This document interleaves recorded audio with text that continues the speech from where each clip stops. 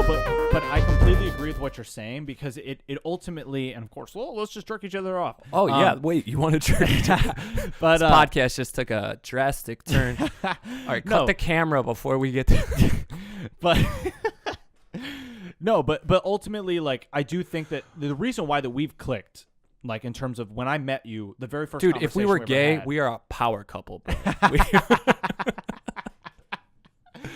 I mean, because ultimately we have both come to similar conclusions. Sometimes I wonder if we are gay. I'm like, man, we spend so much time together. No, well, we're for roommates. As far as roommates go, it's like it couldn't get better. It literally is the most ideal situation. We have similar career aspirations, and then we want to help each other in each other's endeavors. I mean, like, you literally can't ask for more. And this is the universe rewarding both of us because we were trusting the process. Right. We were doing what we wanted to do. Yeah, the way we met was so funny. And just we set an intention, and we happened to meet each other and realized, oh shit, this is an important puzzle piece to my story. And then we just now look at what we've done. And you know what I think? I want to give some credit to Second City for training me, because we met because we both went at Second City. But you go to Second City and you learn the golden rule, yes and. I think you and I get along because we yes and the fuck out of each other. It's crazy. Dude, where I could have had a roommate where I would say some shit and they'd be like, no. But I feel like we're both pretty good about being like yeah, dude, yeah, that's cool. And we could do this fucking too. Hilarious. Yeah, we could do that too. Which is, I think that's like such a great thing. That's just a good attitude that I learned, from improv indirectly, and I've like always trying to apply that to life. But I'm like, that's a lesson that everyone could fucking use. Like, quit saying no to each other, man. And I fucking hate that. We have the positive feedback loop too, where, like you said about the yes and, like, we encourage each other. So like when you have an idea of something you want to do artistically, like, yeah, I'm gonna encourage you. Like, I'm just gonna be like, yeah, dude, fuck, go for it. But there are some people where you go and you tell them your plan, and they will just pick it apart. They will be like, well, this isn't why I guess.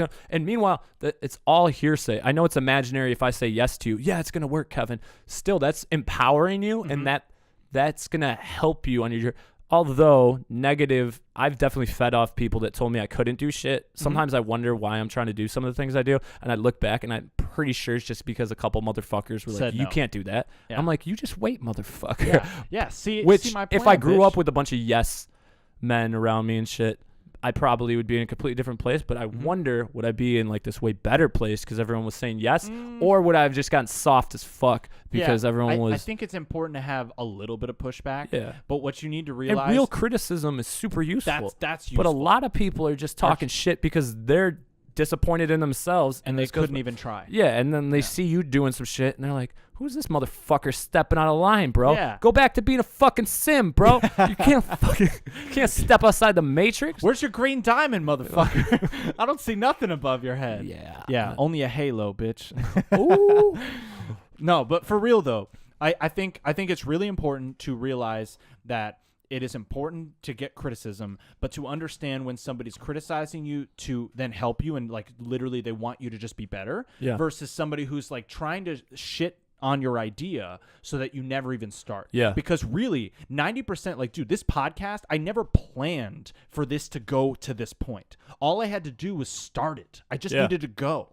And that was it. Just start the fucking. But if you had someone telling you, no, you don't do that. This is gonna. Don't talk like this, and it's not that I didn't. I had people telling me, oh, don't talk about this on the podcast, or don't do this, or like don't do that. And to some degree, there are certain things that I would listen to because I was like, well, that's. And then the rest of them, you were like, hey, guess what? Fuck off. Yeah. Well, and then the rest of them is like, yeah, sorry, but this is what it is, and like, sorry, mom, but like, I know that you don't want me to talk about psychedelics. Kevin's mom. I know that you don't want me to talk about psychedelics, and I get it because for you as a parent, it's hard to ever justify like, oh yeah, let my kid do drugs because of that, just that narrative and the words alone, right? But then aside from that, there's also the huge social stigma of psychedelics where most people they fundamentally don't understand it. But I think it's important for me to talk about these things because we can destigmatize the actual purpose of the drug so that people then feel less mystery about what they are and they understand, oh, people use it for therapy. Oh, people use it to figure out stuff about themselves. Oh, people use it to realize bad loops that they're in.